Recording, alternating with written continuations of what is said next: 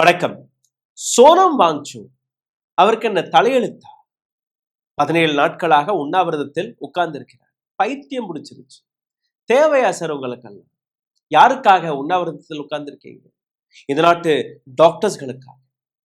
அவங்க தான் கண்டுகொள்ளவே இல்லையே. இல்ல வருங்காலத்து மாணவர்களுக்காக. அவர்களும் கண்டுகொள்ளவில்லை. எத்தனை மாணவர்கள் அந்த உண்ணாவிரத போராட்டத்தில் உங்களுடன் உட்கார்ந்திருக்கிறார்கள்? இல்ல இங்க வேணா கொஞ்சம் மக்கள் என்னை பார்க்காமல் இருக்கலாம், ஆனால் நாடு முழுவதும் எனக்கு சப்போர்ட் இருக்கு. தமிழ்நாட்டில் இருந்தா, சென்னையில இருந்தா, மதுரையில இருந்தா, ஆந்திரா தெலுங்கானாவில் இருந்தா, மகாராஷ்டிராவில் இருந்தா, கர்நாடகாவில் இருந்தா, எந்த மாநிலத்துடைய மாணவர் உங்களுடன் நிற்கிறார்? இல்ல பல அரசாங்கங்கள் எனக்கு சப்போர்ட் கொடுக்கு. எந்த அரசாங்கம்? பிஜேபி அரசாங்கம் சப்போர்ட் கொடுக்காது. நீங்க செத்தா செத்துட்டு போங்கன்னு உங்களை அப்படியே குப்பையில தூக்கி போடுற மாதிரி அங்க போட்டு வச்சிருக்காங்க. சரி, நான் ruling BJP states, Tamil Nadu, Karnataka, Kerala, Telangana,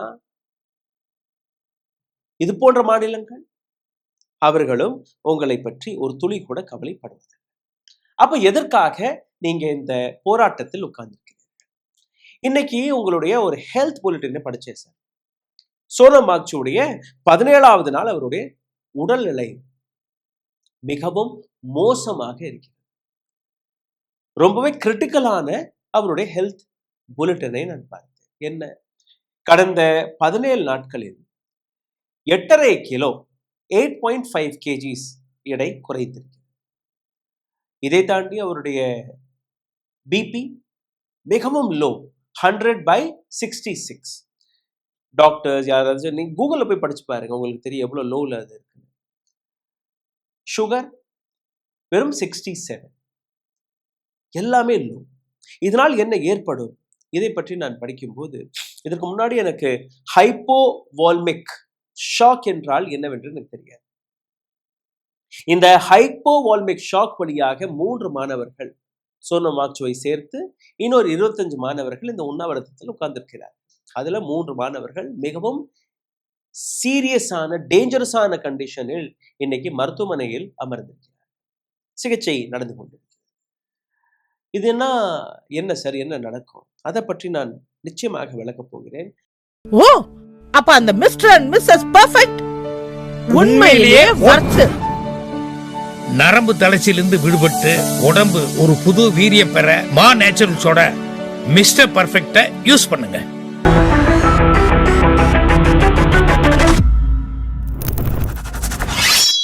அதற்கு முன்னாடி இந்த வீடியோவை பாருங்கள். சோனம் வாங்சூக் நடந்து போகும்போது இவ்வளவு கஷ்டப்படுற, தானால நிக்க கூட முடியல, கை அப்படியே தொங்கிட்டு இருக்கு, கால் எடுத்து வைக்க முடியல. அப்போ அவருடைய உடல்நிலை இவ்வளவு மோசமாக இருக்கும் என்று நீங்க சிந்தித்து பாருங்கள்.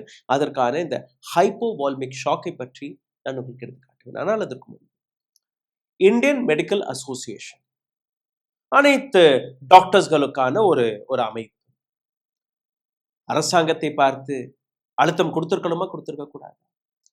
எப்படி ஒரு நீட் பரீட்சையில் பேப்பர் லீக் நடக்கிறது, எப்படி நீட் பரீட்சைக்கான அந்த ஆஸ்பிரன்ஸ் 22 நபர்கள் தற்கொலை செய்தார்கள், டாக்டர்ஸ் ஃப்ரெட்டர்னிட்டி, அந்த அழுத்தத்தை கொடுக்கணுமா, கொடுக்க கூடாது? உங்களுக்கு ஒரு பட்டியல் எடுத்து காட்டுவேன். இந்த நாட்டில் இருக்கக்கூடிய டாப் டாக்டர்ஸ் ஒரு ட்வீட், ஒரு ஸ்டேட்மெண்ட், சோனம் வாங்சூக்குடன் நாங்க நிக்கிறோம், அதாவது வந்துச்சா? கிடையாது. காரணம், கடந்த 12 ஆண்டுகளாக இந்த நாட்டு அரசாங்கம் ஒரு விதமான பயத்தை உங்கள் மனதில் உருவாக்கி. அண்ணா ஹசாரே போராட்டத்தை ஞாபகப்படுத்தி பாருங்கள். ஒட்டுமொத்த இந்தியா ரோட்டில் இறங்கி நிர்பயாவுக்கான போராட்டத்தை சிந்தித்து பாருங்கள். ஒட்டுமொத்த இந்தியா மறுபடியும் ரோட்டில் இருந்தது. சிஏஏ, என்ஆர்சி போராட்டம், ஒட்டுமொத்த இந்தியா நடுரோட்டில் நின்றது. விவசாயிகளுடைய போராட்டம், வட இந்தியாவில் இருக்கக்கூடிய அனைத்து விவசாயிகளும், இன்னும் சொல்ல போனால் தென்னிந்தியாவில் இருந்து கூட ட்ரெயின், பஸ்ஸை பிடிச்சு வட இந்தியாவிற்கு போய் தன்னுடைய சாலிடாரிட்டியை காட்டிய ஏராளமான விவசாய அமைப்புகள். ஆனால் இன்னைக்கு சோனம் வாங்சூக்குடைய இந்த போராட்டத்தில் யாருமே கலந்து கொள்ளவில்லை. எத்தனை பேர் போனார்கள்? எத்தனை செலிபிரிட்டிஸ் போனார்கள்? ராமர் கோவில் என்கிற பெயர்ல அமிதாப் பச்சன்ல இருந்து தொடங்கி ரஜினிகாந்த்ல இருந்து தொடங்கி எத்தனையோ நபர்கள், அயோத்தியாவுக்கு சென்ற அனைத்து நபர்களுமே இன்னைக்கு அயோத்தியாவில் நடந்த திருட்டை பற்றி ஒரு வார்த்தை கூட பேசவில்லை. எங்க அந்த நபர்கள்? இந்த நாட்டை பற்றியும் இந்த நாட்டு எதிர்காலத்தை பற்றியும் கவலைப்படக்கூடிய அனைத்து செலிபிரிட்டிஸ்களும் நாங்க படத்துல நடிக்கக்கூடிய நபர்கள் சார், நாங்க எல்லாம் இதை பத்தி பேச. அப்போ மக்கள்கிட்ட தானே காசு வாங்குறீங்க, டிக்கெட் வாங்குறீங்க. அப்ப மக்களுக்கான ஒரு பிரச்சனை, அதை பற்றி நீங்க பேச மாட்டீர்களா? இந்த மக்களுக்காகவே ஒரு நபர் உயிரிழக்க போகிறாரே, அவருக்காக பேச மாட்டீர்களா? அதனால்தான் நான் கூறினேன், உங்களுக்கு என்ன தலையெழுத்தா? யாரை நம்பி யாருக்காக இந்த உண்ணாவிரத போராட்டத்தில் நீங்க உட்கார்ந்து இருக்கீங்க? உங்களை போன்ற முட்டாளை என்னால் பார்க்கவே முடியவில்லை சார். இது உண்மைதானே? அவர் உயிர் இழந்து கொண்டிருக்கிறார். நிம்மதியா லத்தாக்ல ஹாயா இருக்கலாமா இல்லை? மக்கள் மக்கள் மக்கள். ஆனால் அதே மக்கள் இவரை ஒரு குப்பை தொட்டி போன்று நடத்தி வருகிறார். கெஞ்சராக வாங்க, இந்த கூட்டத்துக்கு வாங்க. இப்போ இந்த ஹைப்போவால்மிக் ஷாக், இதை பற்றி கொஞ்சம் புரிந்து கொள்ளுங்கள். ஏன்னா இந்த உண்ணாவிரத போராட்டத்தில் இருந்த 3 நபர்கள் ஏற்கனவே மருத்துவமனையில் சீரியஸ் கண்டிஷனில் இருக்கிறார். அடுத்து சோனம் வாங்சுக்கும் அதே நிலைதான். எப்படி அதை நீங்க பாருங்க, இதுல என்னெல்லாம் நடக்கும்னு நீங்க பாருங்க. செவியர் டீஹைட்ரேஷன், உடம்புல இருக்கக்கூடிய அனைத்து தண்ணி சற்றும் எல்லாமே உடம்பு எடுக்க ஆரம்பிச்சிடும். டீஹைட்ரேஷன். ரேபிட் வெயிட் லாஸ், ஏற்கனவே அவருக்கு அந்த வெயிட் லாஸ் நடந்து கொண்டிருக்கிறது. கடந்த 17 நாட்களில் 8.5 kg weight loss. Electrolyte imbalance, especially low potassium and stone. Sodium குறைஞ்சாலே அப்படியே புத்தி மாற்றம் ஏற்பட்டு அவர் என்ன பேசுறாரு, என்ன பண்றாரு எதுவுமே தெரியாது. ரெண்டாவது, நீங்க சுகர் இல்லை மற்ற விஷயத்த நீங்க இமீடியட்டா அந்த மெடிசனை கொடுத்து ட்ரீட் பண்ணிடலாம். சோடியம் லெவல் குறைஞ்சாலே ஒரு லெவலுக்கு தான் நீங்க அந்த சோடியமை ஏற்ற முடியும். அதாவது உப்பு நீரை ஒரு அளவுக்கு தான் நீங்க எடுத்து ஏற்ற முடியும். 2 நாள் 3 நாள் 4 நாள் கூட பிடிக்கும். அதுக்குள்ள அந்த பேஷண்ட் கொலாப்ஸ் ஆனாலும் எந்த கேள்வியும் கிடையாது, ஆயிரும். எக்ஸ்ட்ரீம்லி லோ பிளட் சுகர் அவருக்கு 67ல இருக்கு. Prolonged fasting, only water and salt, இது எல்லாமே அதற்கான காரணம். 17 நாட்கள் வெறும் தண்ணீர் மற்றும் உப்பை மட்டும் சாப்பிட்டு கொண்டிருக்கக்கூடிய ஒரு நபர், அவருக்கு ஏற்படக்கூடிய இந்த அனைத்து விஷயம். ஒரு சில புத்திஜீவிகள் அப்படியே ஜூம் செய்து அவர் பக்கத்துல ஒரு பாட்டில் இருக்கும், அந்த பாட்டிலுக்குள்ள அப்படியே சுத்தி ஒரு துணியை சுத்தி வச்சிருப்பார். அதுக்கான ஒரு எக்ஸ்பிளனேஷன் அவர் கொடுத்தார். யாருக்கு போய் நீங்க எக்ஸ்பிளனேஷன் கொடுக்குறீங்கன்னு எனக்கு தெரியல. பட் அந்த எக்ஸ்பிளனேஷன் வீடியோ உங்களுக்கு நான் நிச்சயமா எடுத்து காட்டுவேன். அந்த பாட்டிலுக்குள்ள சிக்கன் சூப் இருக்கு, மட்டன் சூப் இருக்கு, எலும்பு சூப் இருக்கு, இல்ல பாரேஜ் அப்படியே குடிக்கிறாரு இல்லையா, தண்ணி இல்ல, அது எல்லாம் சாப்பாடு, குளுக்கோஸை கலந்து கொடுக்குறாங்க, அப்படியே தெம்பா இருக்கிறாரு. இது எல்லாம் ஒரு சில ஆய்வாளர்கள், புத்திஜீவிகள் சோசியல் மீடியாவில் பரப்பக்கூடிய வதந்தி.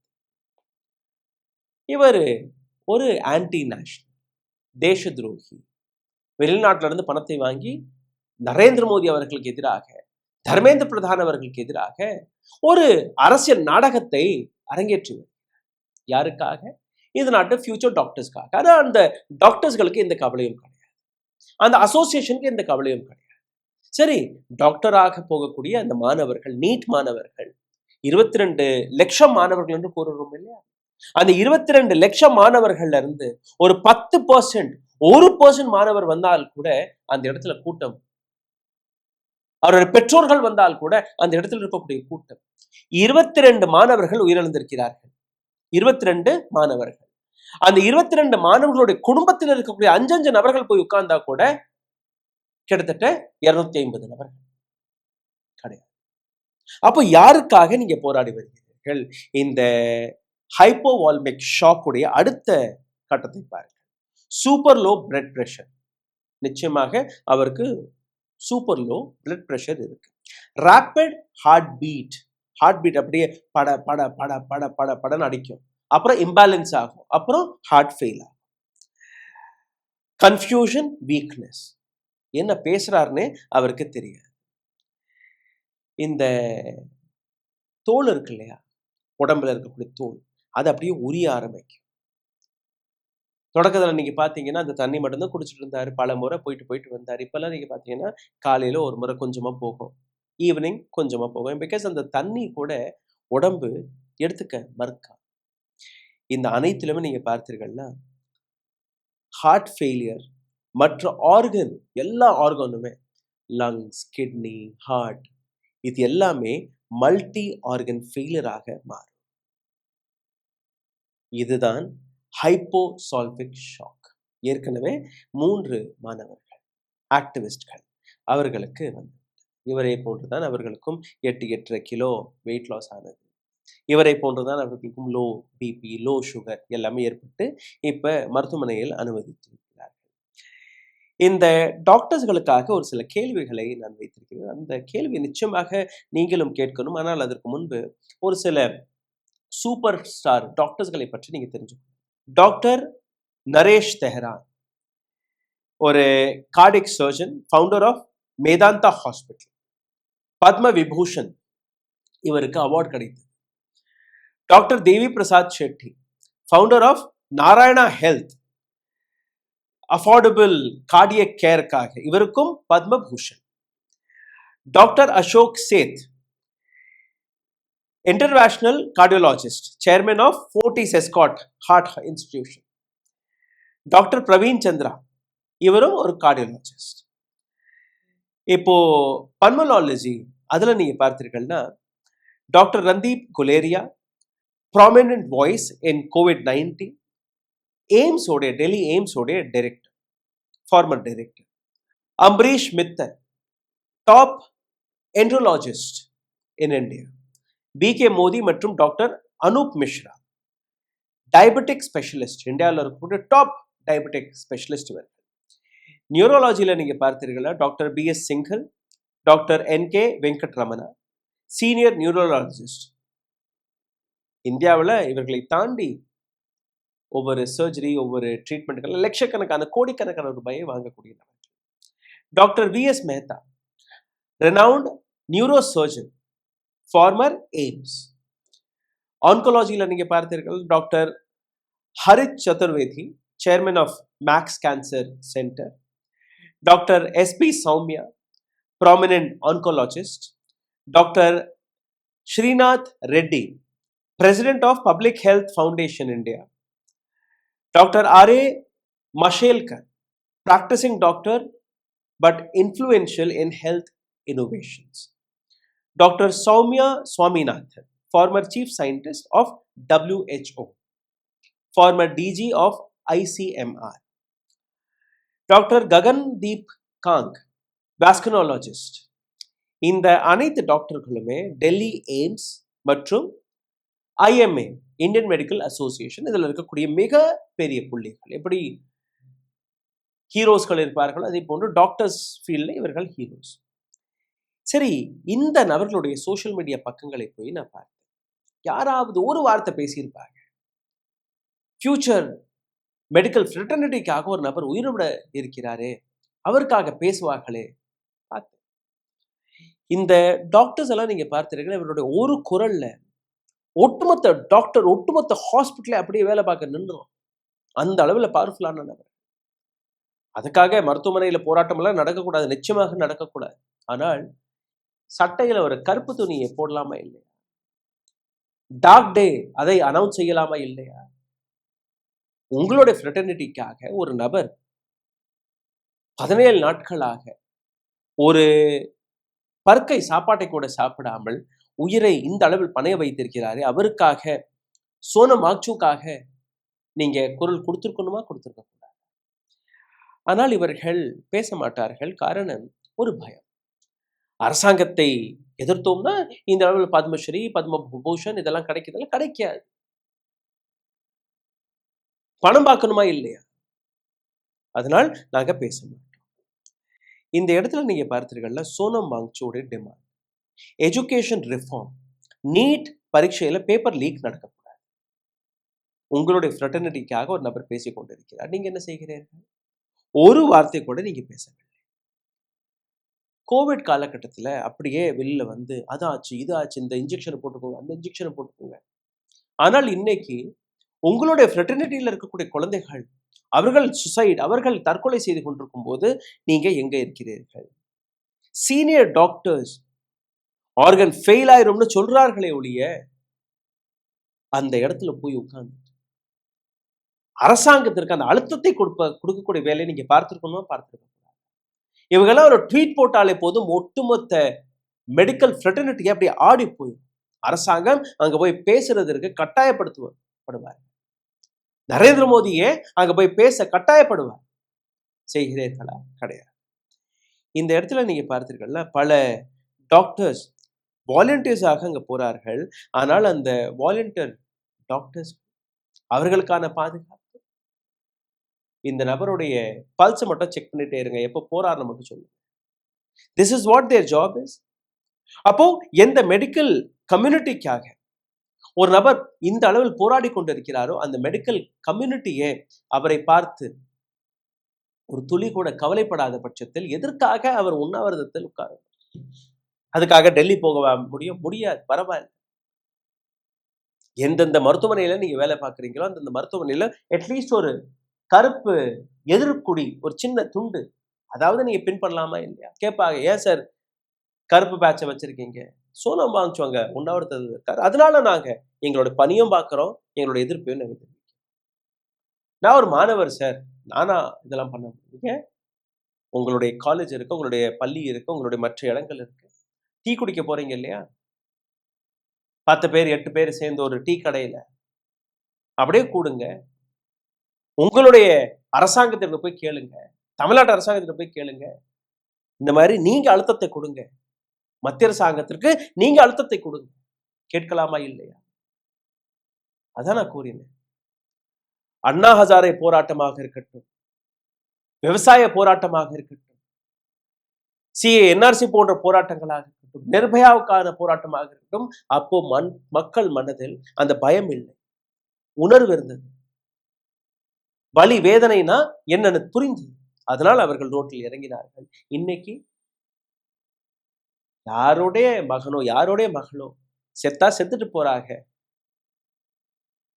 இன்னைக்கு சோனம் வாங்சு தோர்த்து போய்விட்டாள். இன்னைக்கு சோனம் வாங்சுவை இதே போன்ற மருத்துவமனையில அட்மிட் செஞ்சு அவரை உயிரை காப்பாத்தினால் கூட நாளைக்கு அவரும் உட்கார மாட்டார். அவரை தொட்டு வேற யாருமே உட்கார மாட்டார். இந்த ஃபெயிலியர் சோனம் வாங்சுடைய ஃபெயிலியர் கிடையாது. இந்த ஃபெயிலியர் உங்களுடைய ஃபெயிலியர், என்னுடைய ஃபெயிலியர். இன்னைக்கு சோனம் வாங்சுக்கு ஏதோ நடந்துருச்சுன்னு வச்சுக்கோங்க, நடக்கக்கூடாது. நடந்துருச்சுன்னு வச்சுக்கோங்க, வெறும் ஸ்டேட்டஸ் மட்டும் போடுவீங்க, 3 நாள் நீங்க சோகமான ஸ்டேட்டஸ்கள் எழுதுவீங்க. அதுக்கு தாண்டி எதுவுமே கிடையாது. ஏன்னா நம்ம எல்லாருமே ஒரு ஜாம்பியாக மாறிவிட்டோம். நடக்கக்கூடிய தவறுகளை தட்டி கேட்கக்கூடிய திராணி கூட இல்லாமல் நாம் வாழ்ந்து கொண்டிருக்கிறோம். இது இந்த நாட்டுடைய தலையெழுத்து, புதிய இந்தியா. நன்றி, வணக்கம். ஓ, அப்ப அந்த மிஸ்டர் அண்ட் மிஸ்ஸஸ் பெர்ஃபெக்ட் உண்மையிலேயே வர்த்து. நரம்பு தளர்ச்சியிலிருந்து விடுபட்டு உடம்பு ஒரு புது வீரியம் பெற மா நேச்சுரல்ஸோட மிஸ்டர் பர்ஃபெக்ட யூஸ் பண்ணுங்க. ஊடகம் கார்ப்பரேட் அரசியல்வாதிகளின் கைப்பாவையாக அடிமைகளாக இருந்தது போதும், இனி சாட்டை எடுத்து சுழற்றும் நேரம் வந்துவிட்டது. ஊடகம் பொதுமக்களாகிய உங்களுக்காக, உங்களாலேயே இயக்கப்பட வேண்டும். ஊடக சுதந்திரத்திற்காக உங்களின் பங்களிப்பை இன்றே அளித்திடுங்கள்.